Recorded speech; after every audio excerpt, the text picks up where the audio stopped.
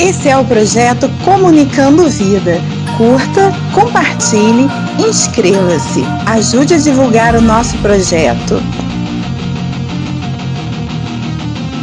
Então vamos compartilhar a palavra do Senhor no Evangelho de Lucas, capítulo 5, versículos de 1 a 11, a partir do versículo 1. Aconteceu que, ao apertá-lo a multidão para ouvir a palavra de Deus, estava ele junto ao lago de Genezaré, e viu 2 barcos junto à praia do lago, mas os pescadores, havendo desembarcado, lavavam as redes. Entrando em um dos barcos, que era o de Simão, pediu-lhe que o afastasse um pouco da praia, e assentando-se, ensinava do barco as multidões.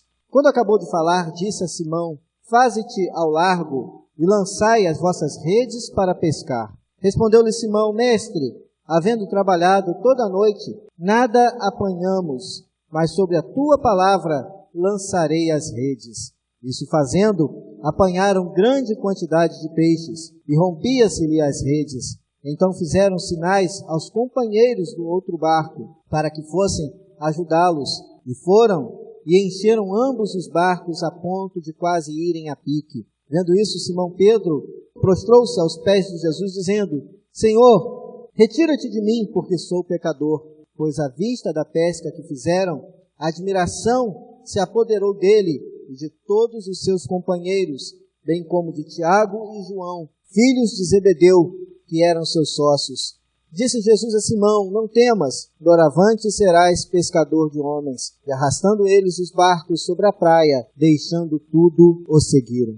Eu gostaria de enfatizar nessa noite, em primeiro momento, a questão do fracasso na vida daquele que crê em Deus. Uma coisa interessante sobre a história que nós vemos é que Pedro, João, o seu irmão e todos aqueles que estavam ali à volta eram pescadores experientes, era gente que sabia pescar, sabia a sua função, já de longa data faziam aquilo, eram pescadores profissionais, e ali estavam eles diante de uma frustração. Que frustração era essa? A frustração de um dia em que os negócios não foram bons. A frustração de um dia em que a sua pesca não rendeu o suficiente para cobrir as suas despesas, para trazer sustento à sua família. E por isso eles se recolheram ali naquele lugar, e ali estava Jesus, junto àquele lago, e os pescadores limpando as redes, que possivelmente estava cheia de algas. Quem já viu o desenho animado aqui, pescador que joga a rede, em vez de vir peixe, vem latinha de sardinha, vem bota,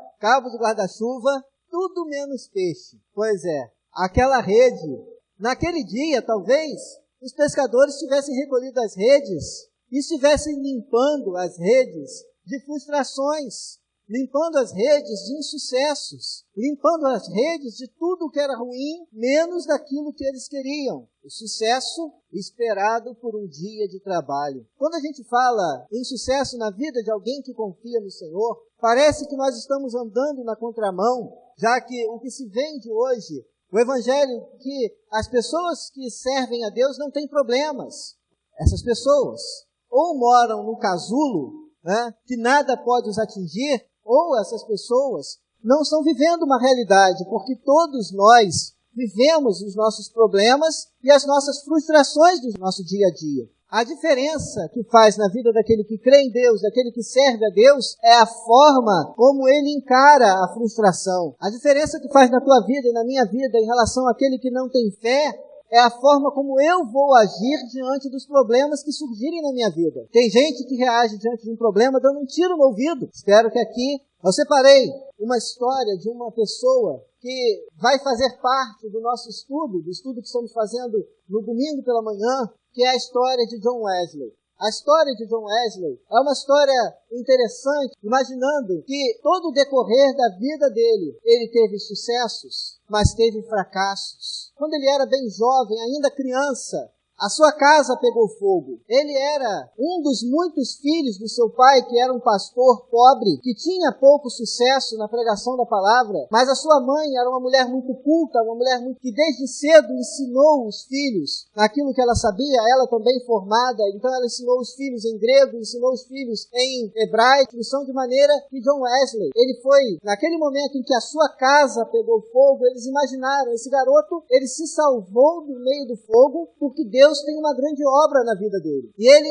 precocemente, foi para a universidade estudar para ser pastor. Se formou muito novo. Ele era um dos alunos mais novos da universidade. E ele tinha um sonho na sua vida, que era o sonho de ser um missionário em terras estrangeiras. Então ele, muito novo na época, os Estados Unidos eram colônia da Inglaterra, ele resolve tomar um navio junto com seu irmão e junto com outros formandos e se tornarem missionários entre os índios americanos. Chegando aos Estados Unidos, que na época ainda era colônia da Inglaterra, ele não recebe autorização para pregar aos índios. Então ele se torna pastor de uma pequena igreja. Mas ali naquela pequena igreja dele, antes de ele alcançar sucesso como um pastor recém-formado e extremamente culto, o que ele colhe é fracasso. O que ele colhe é insucesso, a ponto da igreja pedir que ele vá embora. Naquele lugar, então, ele sai frustrado dos Estados Unidos, numa viagem de volta para a Inglaterra, imaginando que ele tentou salvar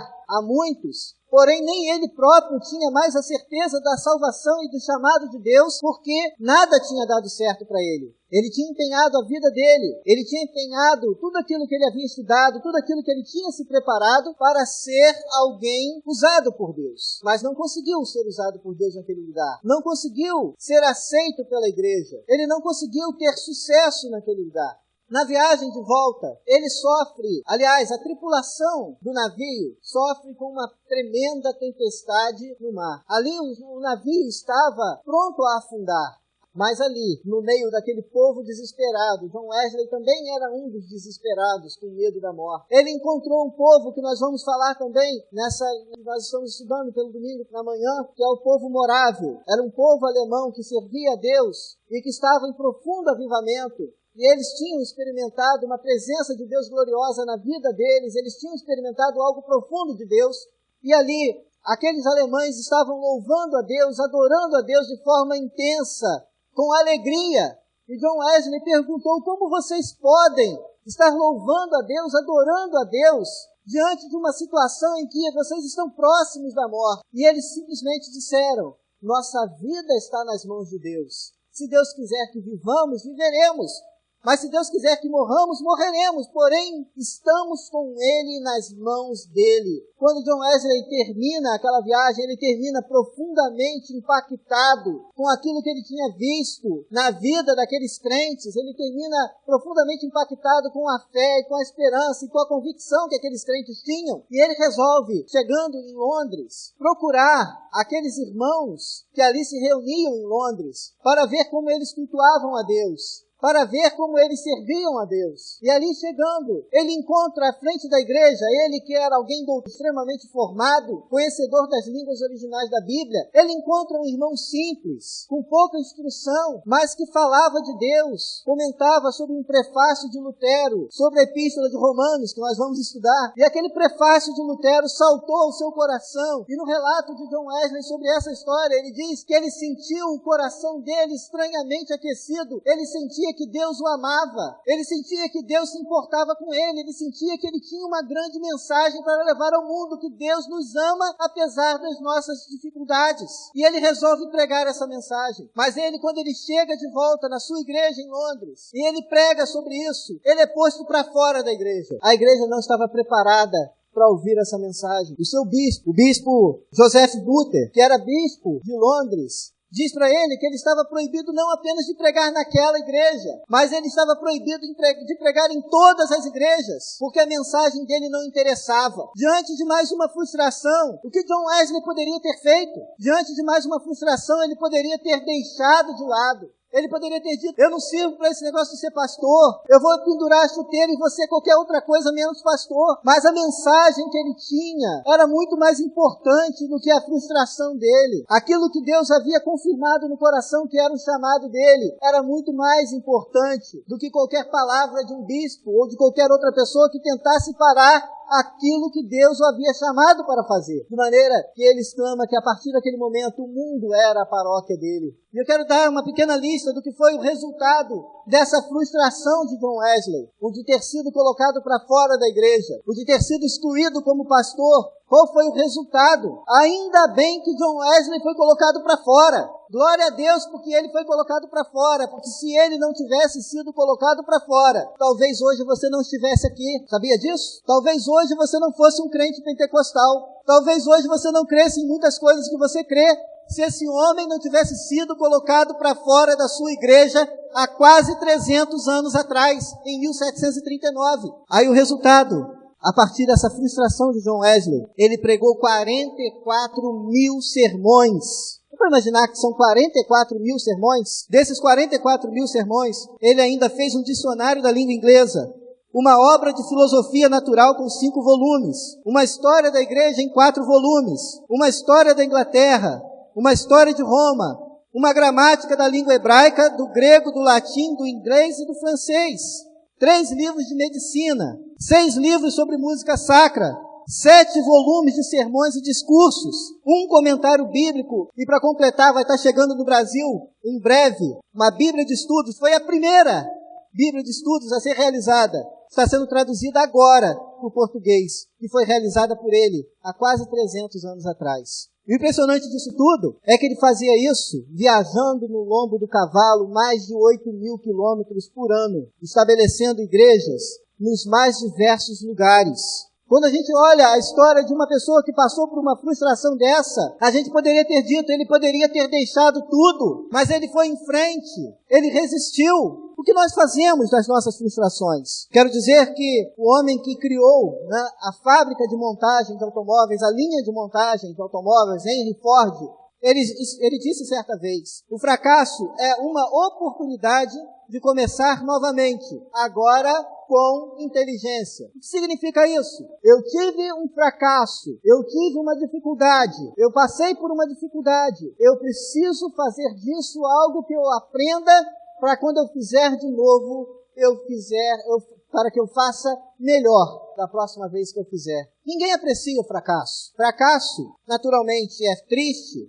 Ele nos abate, nos humilha, nos joga para baixo. É tão bom quando a gente chega para as pessoas, como é que você está? Olha, estou ótimo, estou maravilhoso. Está crescendo? Estou crescendo. Agora, quando você diz, olha, não estou bem. Olha, eu passei por essa dificuldade, eu estou passando por um problema. Bom é quando a gente diz que está tudo indo bem. Agora, quando nós passamos por dificuldades, nós precisamos aprender a superá-las. O fracasso é uma oportunidade para Deus agir. Fracasso somente é fracasso quando observamos pelo lado dos resultados e não das possibilidades. Os discípulos estavam ali, ainda não eram discípulos de Jesus, mas já parou para pensar que se aquele dia a pesca tivesse sido boa, eles não teriam parado para ouvir Jesus? Já parou para pensar que se naquele dia eles tivessem pego muitos peixes, talvez eles tivessem dito assim, vamos ficar até um pouquinho mais tarde, a pesca hoje está boa. Essa semana eu vi no Discovery uma pesca, que é uma pesca, se não me engano, mortal ou fatal, uma coisa assim. As pessoas pescando caranguejos no meio de um mar praticamente congelado. As tempestades eram enormes. Eu fiquei vendo aquele barco quase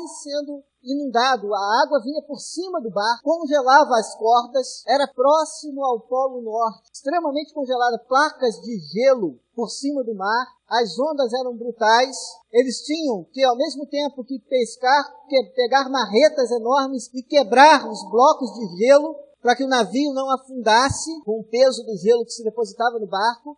Mas eles continuavam pescando porque eles estavam empolgados, porque toda vez que eles tiravam uma gaiola de pesca do mar, vinha uma quantidade enorme de caranguejos. E eles diziam, tem muito ainda para colher, tem muito ainda para recolher, então não podemos parar. Talvez naquele momento, os discípulos, se tivessem recebido uma grande pesca de imediato, eles não estivessem ali. Jesus não tivesse o púlpito que teve para pregar, porque Jesus pregou de cima de um barco daqueles que estava vazio. Depois que Jesus prega, aí sim, Sim, Jesus olha aqueles homens depois de um dia de trabalho. Jesus olha aqueles homens depois de um dia de dificuldades e diz para eles, para que eles lançassem de volta as redes. Disse Jesus no versículo 4, quando acabou de falar, disse a Simão, faze-te ao largo e lançai as vossas redes para pescar. Respondeu-lhe Simão, mestre, havendo trabalhado toda a noite, nada apanhamos. Será que a tua situação hoje, nesse momento, é igual à situação de Pedro? Será que a tua situação é que você tem lançado as suas redes? Será que a sua situação é que você tem se esforçado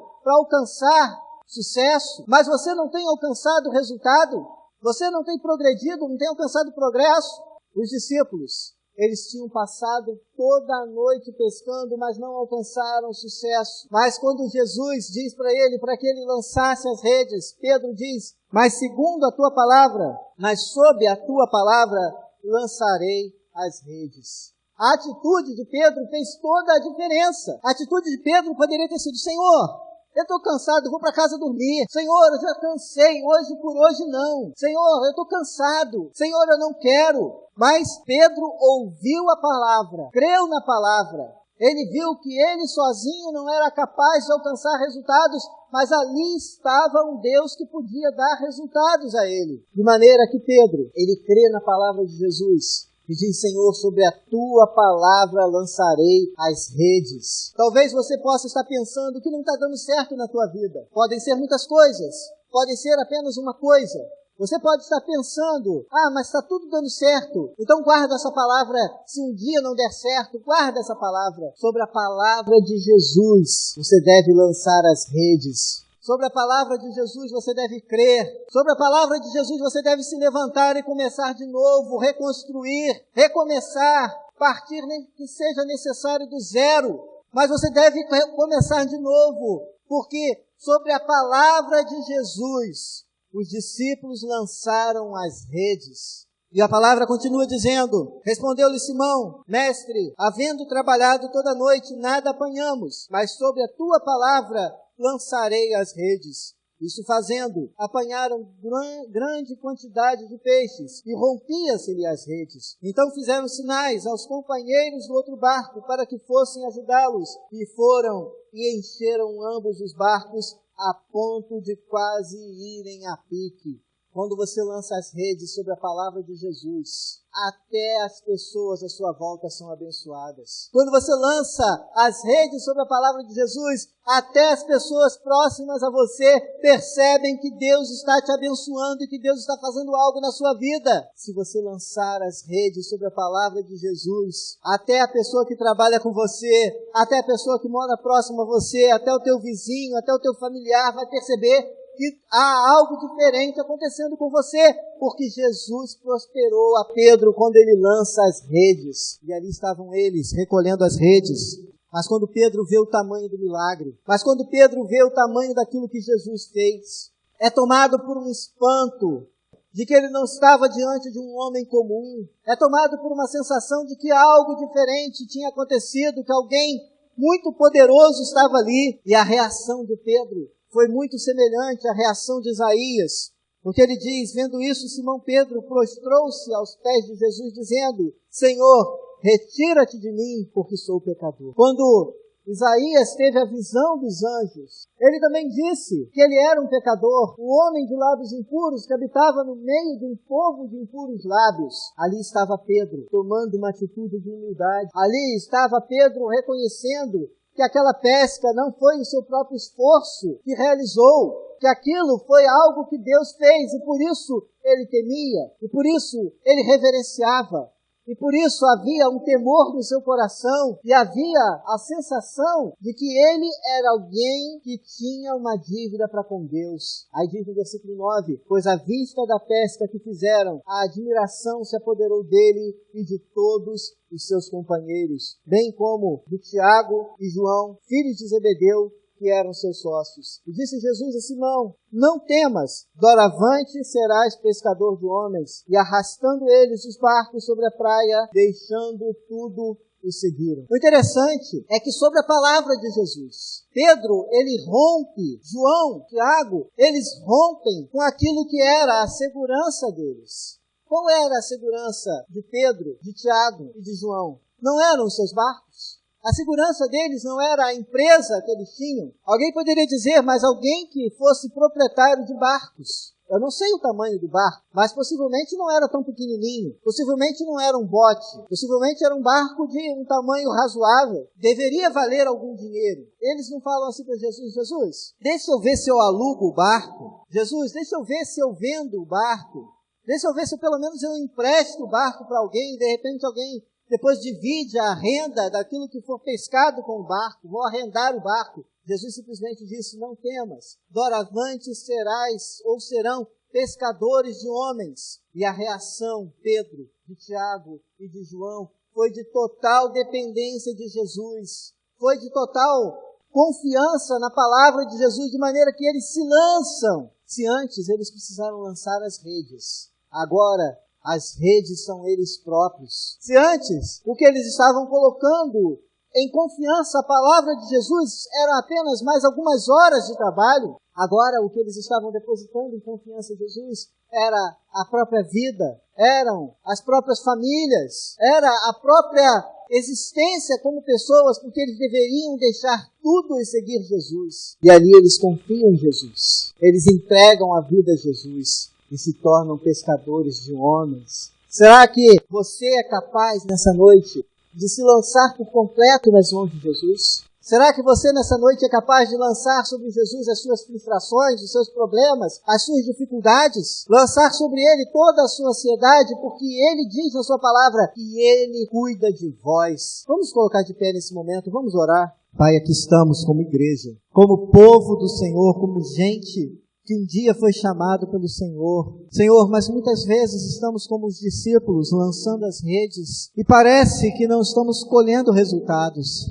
Parece que as frustrações da vida, as dificuldades da vida nos alcançam, e parece que nada que fazemos vai ter sucesso. Mas como fez, ó Deus, teu servo John Wesley no passado, que confiou no chamado que o Senhor tinha para ele, e dessa maneira o Senhor pôde operar grandes obras na vida daquele homem. Como o Senhor fez na vida de Pedro, Tiago e João, que se tornaram discípulos próximos do Senhor, pescadores de almas, porque creram na tua palavra, porque lançaram as redes quando o Senhor mandou lançar. Aqui está o teu povo nessa noite, Senhor. Teu povo que se lança diante da tua presença. Teu povo que se lança diante do Senhor, colocando diante de ti as frustrações, colocando diante de ti as dificuldades, colocando diante de ti as dificuldades que a vida oferece. Mas, Pai, pela tua palavra eles lançam as redes. Pelas tuas palavras eles restabelecem a disposição de vencer e de lutar. Por isso, Pai, fortalece nessa noite. Dá a cada um a garra, a disposição que é necessária para vencer as dificuldades que a vida nos impõe. Pai, faz o teu povo vitorioso, mas faz o teu povo também um povo que tenha temor de ti e que saiba se lançar ao Senhor e que saiba ouvir a sua palavra e ouvir a sua voz quando assim o Senhor falar. É isso que oramos, ó Pai, em nome de Jesus. Amém. Graças a Deus. Você acabou de ouvir mais uma mensagem do projeto Comunicando Vida.